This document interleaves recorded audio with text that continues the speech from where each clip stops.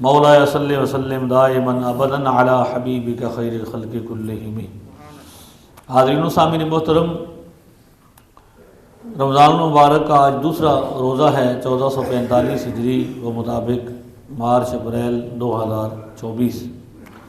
اللہ پاک نے ایمان کے ساتھ یقین کے ساتھ ایک مرتبہ پھر رمضان شریف کی حاضری عطا فرمائی ہے۔ آج ہمارا موضوع ہے رمضان اور روزے کی اہمیت۔ اللہ تعالیٰ نے قرآن مقدس میں ارشاد فرمایا شہر رمضان الذی انزل فیہ القرآن، رمضان شریف کا مہینہ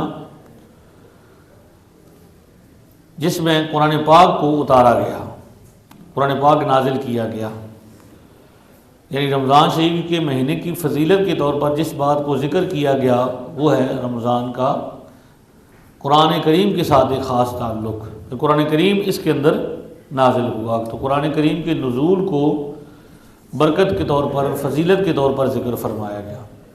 ویسے تو رمضان شریف کی بے حساب فضائل ہیں جن کو شمار میں لانا ممکن نہیں، اتنی زیادہ اس کے فضائل ہیں، جیسا کہ حدیث شریف جو صحیح بخاری میں ہے، ارشاد فرمایا سیدنا ابو ہریرہ رضی اللہ تعالیٰ عنہ اس کے راوی ہیں، آقا علیہ السلام نے ارشاد فرمایا اذا جاء رمضان فتحت ابواب الجنت وغلقت ابواب النار وصفدت الشیاطین۔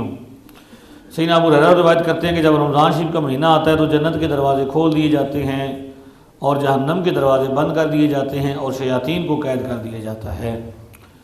تو خیر کے سارے راستے کھل گئے، شر کے سارے راستے بند ہو گئے، خیر کے تمام اسباب کو آسان کر دیا گیا اور شر کے جتنے بھی سبب ہیں، ذرائع ہیں، ان کو بند کر دیا گیا۔ یہ اس کی فضیلت ہے۔ سیدنا ابو ہریرہ رضی اللہ تعالیٰ عنہ ہوئی سی روایت حضرت سیدنا آپ نے دیگر کتابوں کے اندر بھی اور مسلم شریف کے اندر بھی حضرت ابو ہریرہ ہی اذا دخل شہر رمضان فتحت ابواب الجنہ وغلقت ابواب جہنم وسلسلت الشیاطین، یہ بھی وہی بات ہے کہ جنت کے دروازے کھول دیے جاتے ہیں اور جہنم کے دروازے بند کر دیے جاتے ہیں۔ ایک روایت میں یوں ہے کہ جنت کے تمام دروازے کھولے جاتے ہیں، ان میں سے ایک دروازہ بھی کھلا نہیں رہتا، بند نہیں رہتا، اور جہنم کے سارے دروازے بند کر دیے جاتے ہیں، ان میں سے ایک دروازہ بھی کھلا نہیں رہتا۔ تو یہ سارے کی سارے اہتمام رمضان شریف کے اندر ہوتے ہیں۔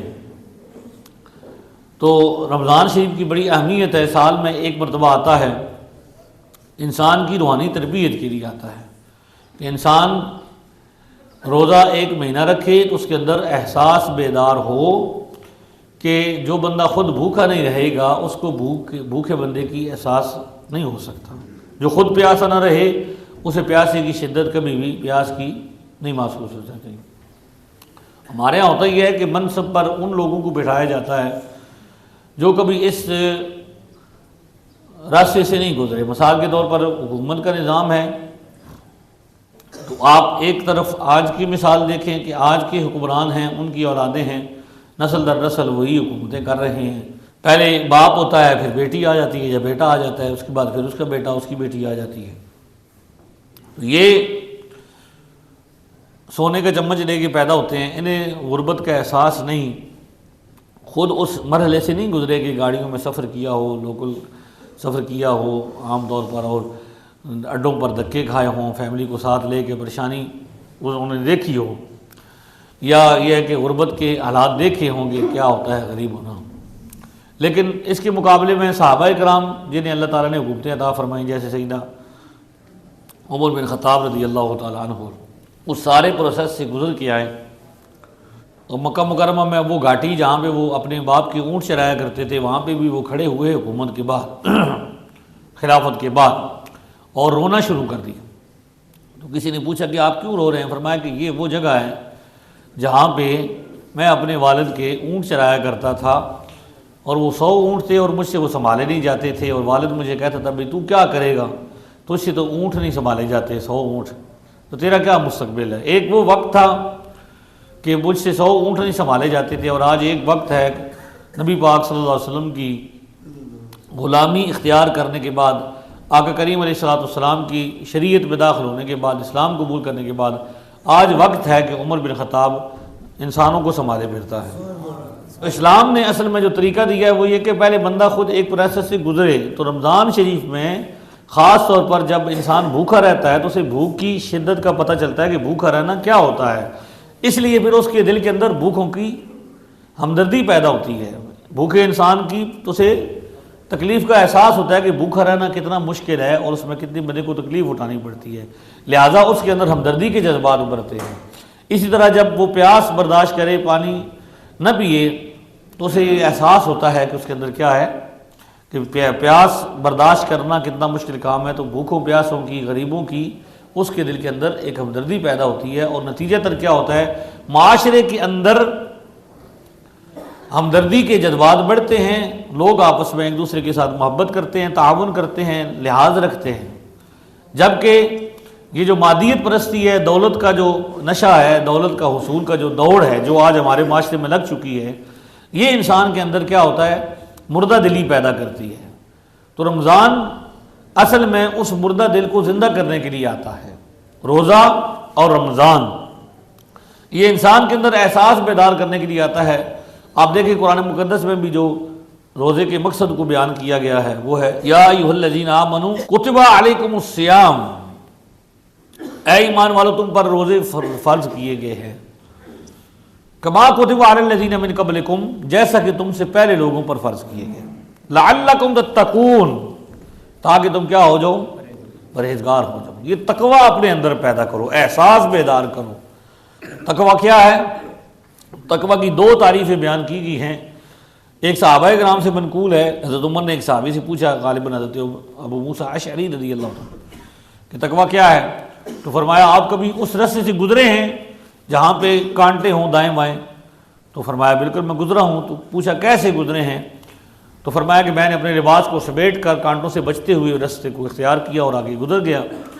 تو فرمایا کہ یہی تقوی ہے، دنیا میں رہتے ہوئے دائیں بائیں گناہوں کے رستے، گناہوں کے کانٹے ہیں، وہ جھاڑیاں ہیں جو انسان کو نافرمانی کی طرف لے جاتی ہیں، تو ان نافرمانیوں کے رستوں سے بچتے ہوئے اللہ تبارک و تعالیٰ کی اطاعت اختیار کرنا اور بچتے ہوئے گزر جانا، یہی تقوی ہے۔ اور ایک تعریف یہ ہے کہ جس مقام سے اللہ تبارک و تعالیٰ نے حاضری کا حکم دیا ہے، بندہ اس مقام سے غیر حاضر نہ ہو، اور جس مقام پہ خدا نے حاضر رہنے کا حکم دیا، غیر حاضر ہونے کا حکم دیا ہے، وہاں میں بندہ حاضر نہ ہو۔ اطاعت، عبادت، نیکی کا کام، نیکی کا مقام، اس پر حاضر رہنا ہے، وہاں سے غیر حاضر، مسجد میں حاضر رہنا ہے۔ اب یہاں پہ ہماری کیا حاضری ہے؟ ہماری حاضری تو یہ ہے کہ ہم نے تو بس نماز ادا کرنی ہے اور بھاگنا ہے۔ کبھی مسجد میں آئیں اس جذبے کے ساتھ کہ بیٹھیں، اور پورے وقار کے ساتھ آئیں اور پورے سکون کے ساتھ بیٹھیں اور اس کا لطف لیں، اور پھر رمضان شریف کا مہینہ ہو۔ لیکن ہمارا کیا ہے کہ ہم نے کیا کرنا ہے، پیچھے جانا ہے، دکان کھول لی ہے، اس میں جا کے ایسا نہ ہو کہ وہ سارا کچھ ہم سے جاتا رہے، تو ہم اطمینان کے ساتھ آتے نہیں ہیں۔ اس لیے یہ جو بات کی جاتی ہے مسجدوں کے، پہلے یہاں بھی لکھی ہوئی تھی سامنے، یہ محرابوں پر یہ حدیث کے طور پر لکھی جاتی ہے، حدیث ہے نہیں، یہ کسی بزرگ کا قول ہے کہ المؤمن فی المسجد کالسمک فی البحر، مومن مسجد کے اندر ایسے ہوتا ہے جیسے مچھلی پانی کے اندر ہوتی ہے، والمنافق فی المسجد کالطیر فی القفص، اور منافق مسجد کے اندر ایسے ہوتا ہے جیسے پرندہ اپنے پنجرے کے اندر ہوتا ہے، قید ہوتا ہے، بے چین ہوتا ہے۔ تو یہ کسی بزرگ کا قول ہے، حدیث شریف نہیں ہے بہرحال۔ تو اس میں کیا ہے، یہ بتایا گیا، سمجھانے کی کوشش کی گئی ہے کہ بندہ جو ہے مومن مسجد میں اطمینان کے ساتھ رہتا ہے، اطمینان سکون پاتا ہے، اس لیے اسے سکون کا اظہار کرنا چاہیے۔ تو ہمیں کیا ہوتا ہے، ہم نے تو جانا ہوتا ہے، اس کے لیے ہمیں کسی کی نماز خراب کرنا پڑے، کسی سے آگے گزرنا پڑے، کسی کے آگے سے گزر کر اس کو، اگرچہ اس کی ہو سکتا ہے کہ اس کی گود میں پاؤں رکھ کے نہ جانا پڑے، یہ اطمینان نہیں ہے۔ لہذا رمضان اور روزہ انسان کی روحانی تربیت کے لیے آتے ہیں۔ وہ کس کے لیے آتے ہیں؟ انسان کی تربیت ہو کہ اس کے اندر برداشت کا مادہ پیدا ہو۔ آقا علیہ الصلوۃ والسلام نے جو رمضان شریف کو امام بہقی کی حدیث کے مطابق جو سلیمان فارسی رضی اللہ تعالیٰ عنہ سے مروی ہے، اس میں آپ نے فرمایا کہ یہ شہر الصبر ہے، صبر کا مہینہ ہے، صبر کی پریکٹس کرنی ہے۔ بھئی کھانے سے روکنا ہے، دل کر رہا ہے کھانے کا، بھوک لگی ہے، لیکن اللہ کا حکم ہے رک جانا ہے۔ پانی سے رکنا ہے، شہوات سے رکنا ہے، ٹھیک ہے جی، برے کام سے رکنا ہے، خدا کا حکم ہے رکنا ہے۔ لہذا یہ ساری کی ساری تربیت ہے، ہمیں اس کا احساس نہیں۔ ہم نے رمضان شریف کو ایک رسم کے طور پر گزارنا شروع کر دیا، بھائی ٹھیک ہے جی ایک رسم، جس طرح کہ میلہ آتا ہے خوشی کا آتا ہے تو ہم اس کو گزارتے ہیں۔ رمضان شریف ہماری بھی تقریباً یہی معاملات ہو چکے ہیں۔ تو ہمیں اس کو کیا کرنا چاہیے، اس کو پوری اچھی طریقے سے اس کی اہمیت کو سمجھنا چاہیے۔ رمضان ایک مہینہ ہے، روزہ ایک مہینہ فرض کیے گئے ہیں، تو روزہ صرف فاسٹنگ نہیں ہے بھائی منہ سے رک جانا ہے۔ اس لیے حضور صلی اللہ علیہ وسلم نے فرمایا کہ جس نے جھوٹ بولنا نہیں چھوڑا تو کیا ہو، اللہ تبارک و تعالیٰ کو اس کے بھوکے رہنے سے کوئی غرض نہیں ہے۔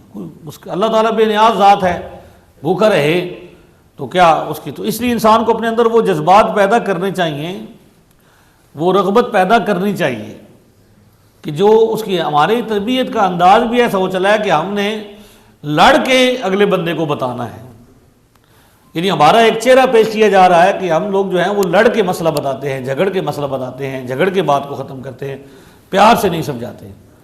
تو یہ جو تتقون ہے نا، اس کو سمجھنا ہے کہ تتقون کیا ہے۔ قرآن پاک میں ایسے الفاظ استعمال ہوئے ہیں کہ خدا سے ڈرو، یعنی اللہ تبارک و تعالیٰ کا خوف، اس کی اطاعت کا جذبہ انسان کے اندر پیدا ہو جائے۔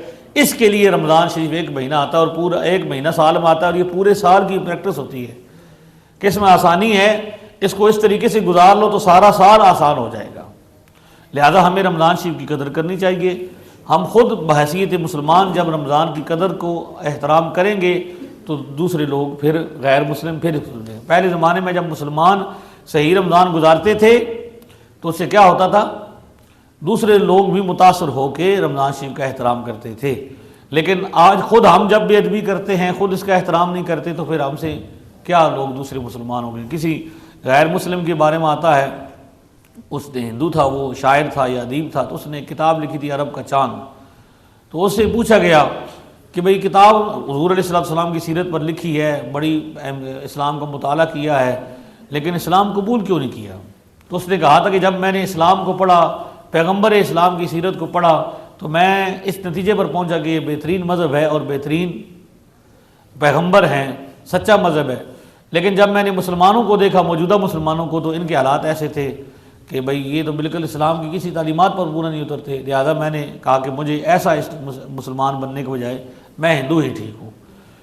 اب یہ الگ بات ہے کہ وہ اللہ کی بارگاہ میں جواب دہ ہے اس بات کا کہ تو خود اچھا مسلمان بن جاتا، تو اپنا عمل پیش کر دیتا، لیکن ہمارے لیے ضرور یہ ایک عبرت کی بات ہے کہ ہمارے موجودہ طرز عمل کی وجہ سے لوگ اسلام سے دور ہوتے جا رہے ہیں، اسلام کے قریب ہونے کے بجائے اسلام سے اور ہمارے ہاں آئے روز یہ لوگ ایک نئی چیزیں پیدا ہو جاتی ہیں، یعنی وہ یہ کہتے ہیں کہ ہم اتحاد کا نام لے کر مسلمان کے درمیان فساد پھیلاتے ہیں، فرقہ پرستی ختم کرنا چاہتے ہیں، نہیں تو فرقہ پرستی کا نام لے کے ختم کرنے کا نعرہ لگا کر فرقہ پرستی کو فروغ دیتے ہیں۔ جس طرح ہمارے جہلم کا چھوٹا مرزا ہے، وہ یہ کہتا ہے کہ میں اتحاد پیدا کرنے کے لیے آئی ہوں، لیکن بیان سنیں، تقریر سنیں تو فتنہ و فساد کے سوا کچھ نہیں، کہ یہ بھی غلط ہے، یہ بھی غلط ہے، یہ بھی غلط ہے، فلاں بھی غلط ہے، صحیح ہے ہی کوئی نہیں۔ یہ سمجھیں ضرور کہ بھئی مسلمانوں کا جو یہ سب سے بڑا ہتھیار بنا لیا گیا، ہم اتحاد پیدا کرنا، اتحاد ایسے پیدا ہوتا ہے کہ جو 90% مسلمانوں کا عمل ہو، اس کو کہو کہ یہ ختم، یہ کوئی نہیں، کسی پاس ہے ہی نہیں ہے، یہ غلط ہے، جبکہ وہ حدیث شریف سے ثابت ہو، اس کا ایک تسلسل ہو، اور جو آپ عمل پیش کرنا چاہتے ہیں اسے تو جانتا ہی کوئی نہ ہو۔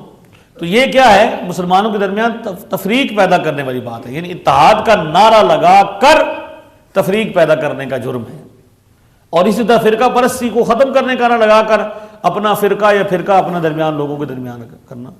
تو لہذا یہ آپ ضرور دیکھیں کہ اسلام کے نام پر آپ کو سوشل میڈیا پر جو چیزیں مل رہی ہیں، آپ عرصہ دراز سے یہ کام کرتے آ رہے ہیں، تو اس کے بارے میں آپ کو پتہ چلتا ہے کہ بھائی جناب اب تو یہ تو کہیں سے ثابت ہی کوئی نہیں ہے۔ یہ کیسے ہو سکتا ہے کہ آپ ابا و اجداد سے نسل در نسل مسلمان ابا و اجداد کرتے آ رہے ہوں، تو رمضان کے وہ اعمال، وہ یعنی اب اعتراض ہوتا ہے تو صرف نوافل پر ہوتا ہے، اعتراض ہوتا ہے تو نفلی روزے پر ہوتا ہے، یہ کوئی نہیں ثابت جی۔ نفلی روزہ بھی ثابت کرنے کے لیے دن ثابت کرنا پڑتا ہے، بھئی یہ دن فلانا ثابت کرو، ابھی شب قدر میں جاگنا ہے، رات کو عبادت کرنی ہے، تو اس کے لیے ہمیں ثابت کرنا پڑے گا کہ شب قدر میں جاگنا چاہیے۔ نفلی عبادت کے لیے کوئی دلیل دینی پڑے گی۔ نفلی عبادت جس وقت میں منع ہے شریعت نے وہ بتا دیا، حضور نے بھی بتا دیا کہ نفل عصر کے بعد نہیں پڑھنے، فجر کے بعد نہیں پڑھنے، زوال کے وقت نہیں پڑھنے، وہ شریعت نے بتا دیا۔ جہاں جہاں منع تھے وہاں وہاں شریعت نے وہ روزے جو منع ہیں وہ بتا دیے بھئی عید کا روزہ نہیں رکھنا. تو شریعت مطہرہ نے آقا علیہ السلام نے بتا دیا بھئی یہ چیز منع ہے, اور جو منع نہیں ہے وہ کیا ہے, وہ نفل ہے نا. فرض حکم بھی ہے کرنے کا, دو ہی چیزیں ہوتی ہیں بھی, ایک چیز کا حکم ہے کرو جیسے روزے کا ہے, نماز کا ہے اور دیگر چیزوں کا ہے, تو کرنا لازم ہے, اس کو چھوڑنا گناہ ہے. اور کچھ چیزیں ہیں جن کو منع کر دیا گیا, وہ یہ نہیں کرنی تو ان کو نہیں کرنا. اور درمیان میں وہ چیزیں ہیں جو نفل ہیں, کر لو تو ثواب ہے, نہ کرو تو گناہ. تو اس کے لیے کسی دن کا تعین کرنا کہ بھئی یہ لوگ ابھی عجیب عجیب باتیں سننے کو ملتی ہیں جی بھئی یہ کوئی نہیں جی. اب دیکھیں رمضان کی مبارک کا بات آئی تو اس پہ یہ کوئی نہیں, ثابت کو نہیں جی, سنت نہیں سمجھنا چاہیے. وہ عمل جو خود سنت سے ثابت ہے اس کو سنت نہیں سمجھنا چاہیے. تو یہ کنفیوز کر رہے ہیں دراصل اصل میں یہ جو لوگ ہیں اس طرح کے, ان کو ایک ٹارگٹ دیا گیا ہے کہ اسلام اور مسلمانوں کے درمیان کنفیوژن پیدا کی جائے, شک پیدا کیے جائے, تاکہ جس طرح باقی مذہبوں کا حال ہوا ہے, عیسائیت کا یا یہودیت کا یا ہندو مذہب کا, کہ بھئی وہ ایک رسم تک محدود رہ گئے ہیں, تو یہ بھی ایک رسم ہی رہ جائے عملاً, کیونکہ اسلام اپنی طاقت اس میں ہے, پوری زندگی کا احاطہ کرتا ہے. مسلمان اگرچہ کمزور ہے, اس کا حال کو نہیں رہا, لیکن اسلام بڑا طاقتور ہے. تو اسلام اپنی طاقت اس کی مضبوط ہے, وہ کھڑا ہوا ہے. تو اس کو مشکوک بنانے کے لیے آئے روز اس طرح کی ہتھ کنڈے استعمال کیے جاتے ہیں. تو روزہ, رمضان, شب قدر, نماز تراویح, روزے کی نیت کرنا, زبان سے بھی اس کا اظہار کرنا, اور جتنے بھی اعمال دعائیں وغیرہ آپ مانگ رہے ہیں. اب یہ دیکھیں روزے کی دعا ہی لے لیں آپ, تو روزے کی دعا کے لیے ضروری ہے کہ وہ عربی زبان میں آپ نیت کریں, اپنی زبان میں آپ کر سکتے ہیں. اللہ تبارک و تعالیٰ صرف عربی زبان ہی سمجھ سکتا ہے. اللہ تبارک و تعالیٰ تو خالق مالک ہے, تو وہ تو دلوں کے حال سے آگاہ ہے. وہ تو بغیر زبان کے دل کے اندر سوچ کو بھی وہ جانتا ہے, اس کے علم میں ہے پہلے سے, خیال آنے سے پہلے وہ جانتا ہے, ایک چیز کے ہونے سے پہلے وہ خالق مالک ہے. یہ نہیں کہ پہلے ایک چیز ہوتی ہے پھر اسے پتہ چل جاتا ہے, نہیں ایسا نہیں ہے. یہ تو کچھ نادان لوگوں کا مسلک ہے. اللہ تبارک و تعالیٰ خالق و مالک ہے, لہٰذا وہ یہ جتنی بھی چیزیں کنفیوز کرنے والی ہیں رمضان کے حوالے سے, روزے کے حوالے سے, نیت کے حوالے سے, تراویح کے حوالے سے, اس کی طرف آپ کو توجہ دینے کی ضرورت. کل ایک دوست مجھے کہہ رہے تھے کہ میں نے سنا ہے فلاں مسئلہ ہے جی, ایک مثال کے طور پر کالا لباس پہننا جو ہے یہ پتہ نہیں یزید کا طریقہ یا کس کا طریقہ اس نے کہا. تو میں نے ان سے کہا بھی لباس کے طور پر کسی لباس کو بھی جو حضور صاحب نے منع فرمائے ہیں, حدیث میں کہیں بھی کالے سیاہ لباس کے ممانعت, اگرچہ سفید لباس کو پسند کیا گیا, بلکہ سیاہ لباس حضور السلام نے امامہ کے طور پر باندھا. صحیح مسلم میں روایت ہے, فتح مکہ کے دن حضور السلام نے امامہ جو پہنا ہوا تھا وہ کیا ہے, سیاہ رنگ کا تھا. تو امامہ لباس کا ایسا ہے کہ نہیں ہے؟ تو اس سے مطلب ہے کہ حضور علیہ السلام کا اپنا لباس بھی اس میں کالی کملی آپ آج بھی استعمال کرتے ہیں, وہ چادر رنگ کی, تو وہ چیزیں شامل ہیں. تو ممانعت کوئی نہیں. لہذا بطور سوگ اگر ہمارے بزرگوں نے فرمایا کہ کچھ علاقوں میں یا جب وہاں پہ وہ کالا سیاہ رنگ جو ہے وہ سوگ کے طور پر کچھ مخصوص دنوں میں جیسے محرم کے دنوں میں استعمال ہوتا ہے, تو اس مشابہت سے بچنے کے لیے 2 دن کم از کم نہ پہنے, باقی اس میں کوئی حرج نہیں. تو وہ کہتے ہیں میں نے سوشل میڈیا پر کسی مولوی صاحب کا بیان سنا, تو میں نے ان سے کہا کہ سوشل میڈیا پر صرف اور صرف اس عالم دین کی بات کا اعتبار کرنا ہے جسے آپ حقیقی زندگی میں بھی جانتے ہوں اور یہ جانتے ہوں کہ یہ صحیح عالم دین ہے اور صحیح بندہ مسئلہ بتاتا ہے. باقی سوشل میڈیا پر کوئی پتہ نہیں کہ کون بندہ آپ کے سامنے جو تقریر کر رہا ہے وہ کیا آپ کے سامنے بیان کر رہا ہے. لہٰذا یہ چند باتیں جو تھیں روزے اور رمضان کی اہمیت کے حوالے سے میں نے آپ کے سامنے عرض کی ہیں. اللہ تعالیٰ عمل کرنے کی توفیق عطا فرمائے. اب سوال و جواب کا کسی کا کوئی سوال ہے تو سوال کر لے, اس کے بعد انشاءاللہ تعالیٰ ہم جو ہے وہ دعا کرتے ہیں.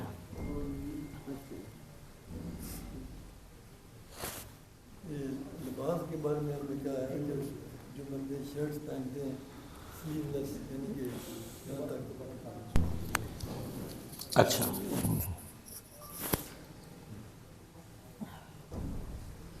جی, بہت سارے ہم نے دیکھے بندے آتے ہیں گرمیوں میں اسپیشلی کہ جب وہ آتے ہیں شرٹس پہن کے آتے ہیں, اور ٹائٹ جین ہوتی ہے, ٹائٹ جین میں بھی وہ نیچے رول اپ کرتے ہیں وہ. تو یہ جو شرٹ پہنتے ہیں یہاں تک یعنی کہ کیا جی مسئلہ جی؟ ہاں جی, آپ نے یہ سوال کیا ہے کہ بھئی لباس کے حوالے سے کہ کچھ آج کل طرح طرح کے لباس آ گئے ہیں, جس طرح کہ آپ نے ٹائٹس کا ذکر فرمایا کہ بھئی یہ جو بالکل جسم کے ساتھ چپکا ہوا لباس ہیں, جیسے جینز ہے یا یہ اور طرح کی چیزیں ہیں، جو پاجامہ بھی اب تو ایسا بچوں نے بھی بنانا شروع کر دیا ہے کہ جو بالکل جسم کے ساتھ چپکا ہوتا ہے، تو ایسا لباس صرف نماز کے لیے نہیں، ویسے بھی یہ جائز نہیں ہے کہ جس سے جسم کے سارا ابھار جو ہے وہ کیا ہوں، نظر آتے ہوں۔ اور لباس کا اصل مقصد تو کیا ہے؟ جسم کو ڈھانپنا ہے۔ لباس کا جو اصل اسلام کسی ایک قسم کے لباس کو پروموٹ نہیں کرتا، یعنی وہ حکم نہیں دیتا کہ ایک مختلف علاقوں میں لوگوں کے مختلف لباس ہیں۔ یہ الگ بات ہے کہ آقا علیہ السلام کی سنت، آپ نے جو لباس پہنا، یعنی آپ نے کرتا و شریف پہنا، ازار مبارک باندھا، جبہ مبارک پہنا، امامہ باندھا، تو یہ آپ صلی اللہ علیہ وسلم کا لباس ہے۔ تو محبت کا تقاضا یہی ہے کہ امتی حضور علیہ السلام کے لباس کو کیا کرے؟ پہنے اور اس کی نقل کرے۔ لیکن اب مختلف علاقے ہیں، جیسا آپ چائنا چلے جائیں، ادھر ملیشیا، انڈونیشیا چلے جائیں، تو وہاں پہ آپ کو ملے گا کہ انہوں نے چادر باندھی ہوتی ہے اور اوپر انہوں نے ایک شرٹ پہنی ہوتی ہے۔ یا ترکی چلے جائیں تو وہاں آپ کو ان کی اور لباس ملے گا، یورپ چلے جائیں تو اور لباس ملے گا، عرب چلے جائیں تو لباس اور صورت ہو جائے گی، ہندوستان چلے جائیں، پاکستان میں ان کا کلچر ملتا جلتا ہے۔ تو مختلف علاقوں میں لباس کے مختلف طریقے ہیں۔ اسلام ایک ہی بات کرتا ہے کہ لباس ایسا پہنے جس سے جسم کو ڈھک سکیں، جسم کا پردہ ظاہر ہو۔ لہذا یہ جو ٹائٹس آج کل آ گئی ہیں، ان میں تو ایسا ہوتا ہے کہ بالکل جسم پر، اس میں پھر اب ایک اور جو خرابی ہے وہ یہ ہے کہ وہاں سے وہ کیا کرتے ہیں، یہ فیشن کے طور پر پھٹی ہوئی پینٹ پہنتے ہیں، اور وہ بعض اوقات ایسی جگہ سے پھٹی ہے جیسے گھٹنا ہے، تو گھٹنا الرکبۃ من العورہ، یہ جو گھٹنا ہے یہ بھی اس میں شامل ہے، اس میں سطر میں۔ اب یہاں سے یا خدا نخواستہ ران سے اگر وہ پھٹا ہوا ہے تو پھر تو اس میں نماز ہو ہی گی نہیں نا، وہ تو ویسے بھی حرام ہو گیا کہ اس میں آپ کا جو سطر جو چھپانے کی جگہ تھی وہ کیا ہو گئی ہے؟ ظاہر ہو رہی ہے۔ تو لہذا لباس میں یہ ضرور، آپ پینٹ شرٹ بھی اگر پہنتے ہیں تو کم از کم ایسی پہنیں جو کیا ہو، کھلی ہو، کم از کم اس میں آپ ایزی ہو کے نماز پڑھیں۔ تو یہ اس طرح یہ جو شرٹ ہے، سلیو لیس آپ نے کہا ہے، اب یہ سلیو لیس اس کو کہتے ہیں کہ یہ اس میں علماء کا یہی کہنا ہے کہ یہ کراہت سے خالی نہیں ہے، اس میں مکروہ ہے نماز، کیونکہ اس میں بالکل وہ آپ ایسا لگتے ہیں کہ اللہ کی بارگاہ میں حاضری کا ہے مقام۔ پہلے تو یہ سوچا جائے نا کہ حدیث شریف میں جو آتا ہے، صحیح مسلم میں روایت ہے کہ حضرت جبریل امی حاضر ہوئے تھے حضور کی خدمت میں، تو انہوں نے سوال کیا تھا، بہت سارے سوالات کیے، اس میں آخری سوال یہ تھا، مل احسان یا رسول اللہ، احسان کیا ہے؟ تو فرمایا الاحسان ان تعبد اللہ کانک تراہ، احسان یہ کہ تو خدا کی ایسی عبادت کر کہ تو خدا کو دیکھ رہا ہے۔ فَإِن لَمْ تَكُنْ تَرَاهُ فَإِنَّهُ يَرَاكَ، اور اگر یہ تصور نہیں کر سکتا تو یہ تصور کر کہ وہ تجھے دیکھ رہا ہے۔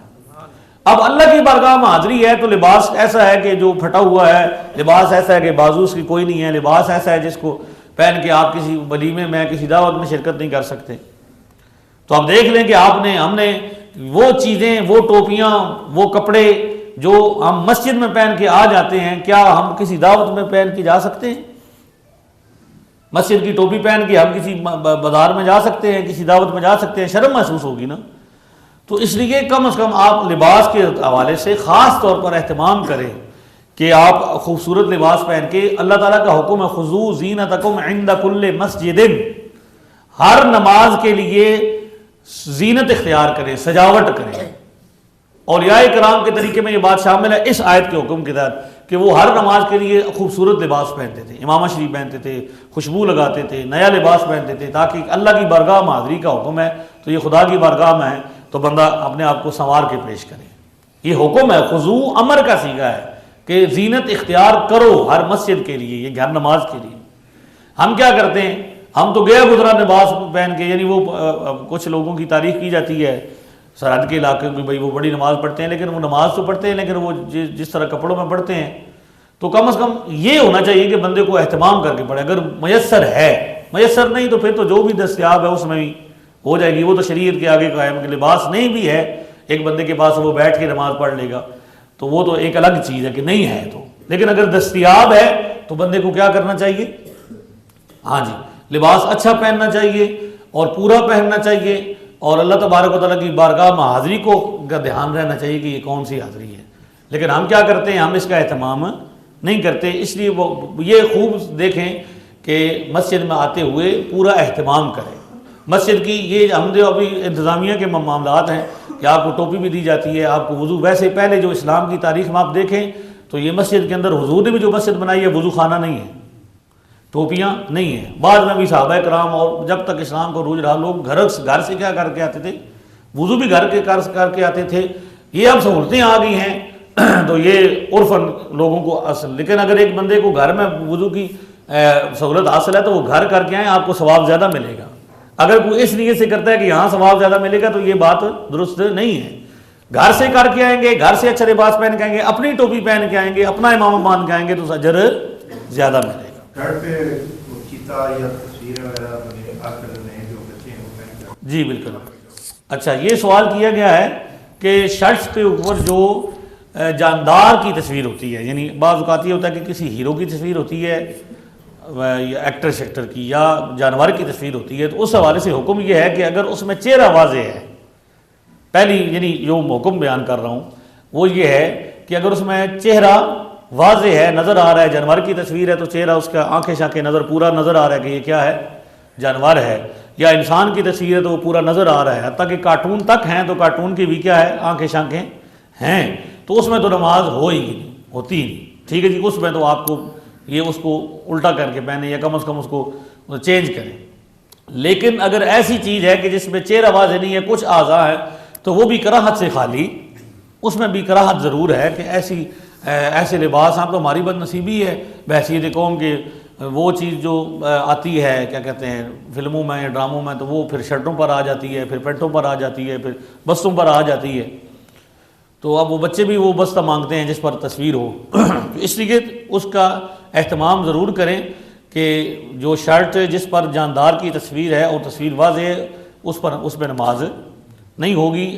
اور اگر تصویر میں شکل واضح نہیں ہے, کچھ اعضاء نظر آئے, پھر بھی کراہت سے وہ خالی نہیں ہے, تو لباس.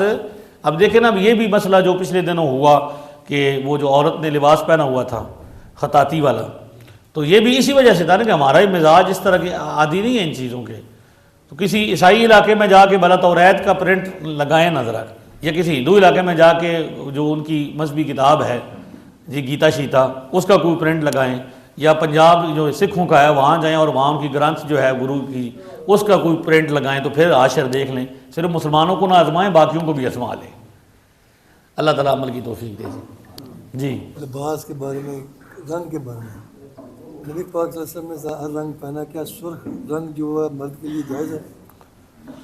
نبی علیہ الصلوۃ والسلام نے ایک جو حضرت جابر بن عبداللہ کی حدیث ہے جس میں حضور صلی اللہ علیہ وسلم 14ویں کا رات چاند تھا اور آقا علیہ الصلوۃ والسلام سرخ لباس پہن کے جس میں دھاریاں تھیں اور سرخ رنگ کا امامہ پہنے ہوئے آپ صلی اللہ علیہ وسلم بیٹھے ہوئے تھے. تو صحابی کہتے ہیں کبھی میں چاند کی طرف دیکھتا تھا تو کبھی سرکار کی طرف دیکھتا تھا, تو یہ فیصلہ کرنا مشکل ہو گیا بھی کون زیادہ سونا ہے.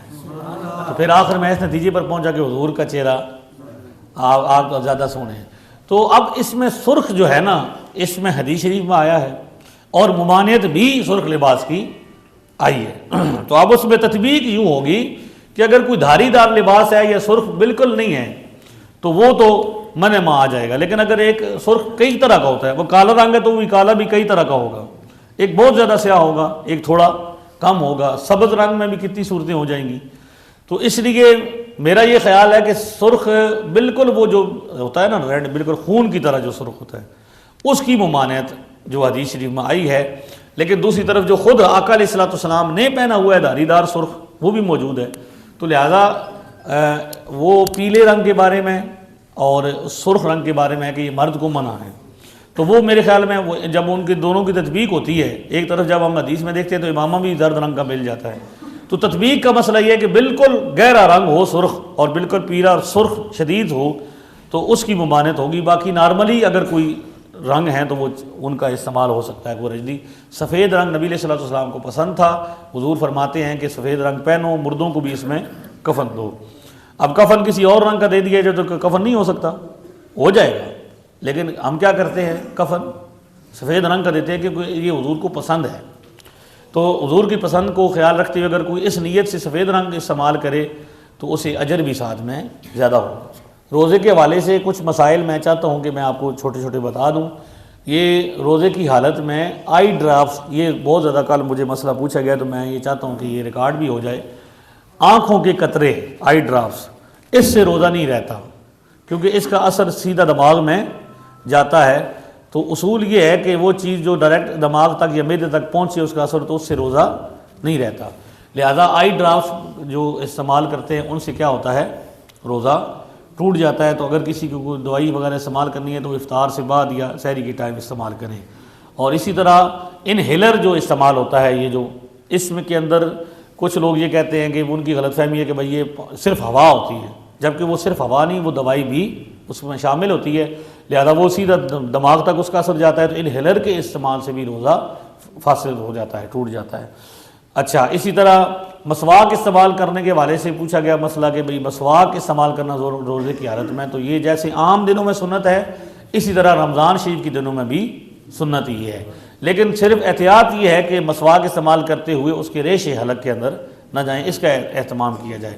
روزے کی حالت میں خون دینا, یعنی ایک تو ہے خون لینا, خون دینے کے حوالے سے بھئی آپ کسی کو خون دے سکتے ہیں, تو اس کا حکم یہ ہے کہ بھئی جسم سے کوئی چیز نکلے نا تو اس سے سوائے اس الٹی کے جو خود بخود ہو اور وہ ہو منہ بھر کے, ٹھیک ہے, تو تب روزہ ٹوٹتا ہے. بعض ویسے جسم کی کوئی چیز نکلے تو یہ ایک صورت تھی جو میں نے بیان کر دی, تو روزہ نہیں ٹوٹتا. تو اگر کسی بندے کو کوئی بندہ خون دے گا تو خون دینے سے روزہ, یہ ٹیسٹ کے لیے دیں گے تو روزہ نہیں ٹوٹے گا. لیکن اگر ایک بندے کا مسئلہ یہ ہے کہ وہ خون دینے کے بعد اسے یہ خطرہ ہے کہ وہ بیمار ہو جائے گا, کمزور ہو جائے گا, اور روزہ اس کا نہیں توڑ چڑھے گا, اس کو نبھا نہیں سکے گا, اور روزہ خون دینے کی وجہ سے اسے روزہ توڑنے کی ضرورت پیش آ جائے گی, کمزور ہو جائے گا, تو اس صورت میں روزہ خون دینا درست نہیں ہے. صرف وہ دے جسے پکا اعتماد ہو کہ میں خون دوں گا مجھے کوئی پریشانی.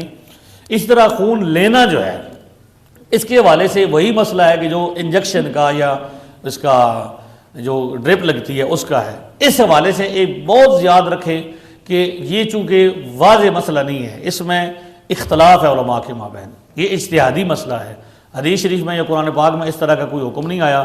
تو اب جب اس طرح مختلف ہوتا ہے تو علماء کی آراء مختلف ہوتی ہیں.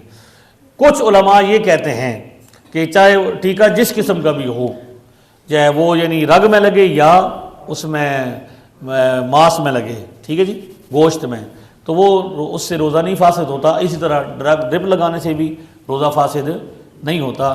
تو اس کی صورت میں خون لگانے سے بھی روزہ فاسد نہیں ہوتا. لیکن کچھ علماء یہ کہتے ہیں کہ بھئی اس کی دو صورتیں ہیں, ٹیکے کی دو قسمیں ہیں نا. ایک ہے جو گوشت میں لگتا ہے, تو گوشت میں جو لگتا ہے ٹیکہ اس سے روزہ فاسد نہیں ہوتا.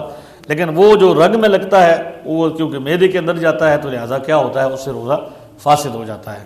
ہماری رائے بھی یہی ہے, میری اپنی رائے بھی یہی ہے جو علماء قدیم کی ہے, کہ وہ روزہ وہ ٹیکہ جو گوشت میں ہو اس سے نہیں ٹوٹے گا, اور وہ جو رگ میں لگے جو معدے کے اندر جائے اس سے روزہ فاسد ہو جاتا ہے.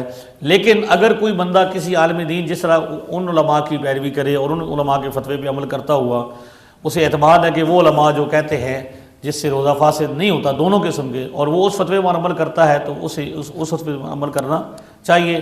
جو اس فتوے پر عمل کرتا ہے کہ وہ ٹیکہ نہیں لگوانا چاہتا اور نہ لگوائے, اور میں یہ سمجھتا ہوں کہ بہتر بھی یہی ہے کہ خواہ مخواہ دیکھیں نا طاقت کا انجیکشن بھی موجود ہے, تو ایک ٹیکہ ایک بندہ لگوا لے تو بندہ کیا ہو جاتا ہے مکمل طور پر, تو اب روزے کا مقصد تو فوت ہو جاتا ہے نا. تو لہذا ایک تو یہ کہ انتہائی ضرورت میں مجبوری میں لگوایا جائے, اور اس میں بھی یہ خیال کیا جائے کہ وہ ہو کیا ہو رگ میں نہ لگے. تو اگر کوئی بندہ ان علماء کی پیروی کرتا ہے, ان علماء کے فتوے پر عمل کرے جن میں کے نزدیک روزہ فاسد نہیں ہوتا دونوں صورتوں میں, تو اس کا نہیں ہوگا. لیکن اگر ایک بندہ اس پر عمل کرتا ہے تو یہ بھی اس کی اجازت ہوگی. چونکہ یہ اجتہادی مسئلہ ہے تو اس میں نرمی پیدا ہو جاتی ہے اجتہاد کی وجہ اختلاف میں, تو اس لیے دونوں صورتوں میں یہ حکم ہے جو میں نے بیان کر دیا ہے. تو ساتھ ساتھ انشاءاللہ میں کوشش کروں گا کہ روزانہ کوئی نہ کوئی مسئلہ آپ کے سامنے بیان ہو. آج کافی مسائل بیان ہو گئے, اللہ تعالیٰ عمل کرنے کی توفیق عطا فرمائے. اللہم صلی علی سیدنا محمد وبارک وسلم. یا الہ العالمین, جو درس و بیان ہوا اس کو قبول فرما, جو شریک ہوئے ان کو اجر عظیم عطا فرما, جنہوں نے اہتمام کیا ان کو بھی اجر عظیم عطا فرما. ہمارے اس رمضان کو ہمارے لیے برکتوں کا باعث اور بخشش کا باعث بنا. وصلی اللہ تعالی علی حبیبہ سیدنا محمد وعلی آلہ وصحبہ اجمعین.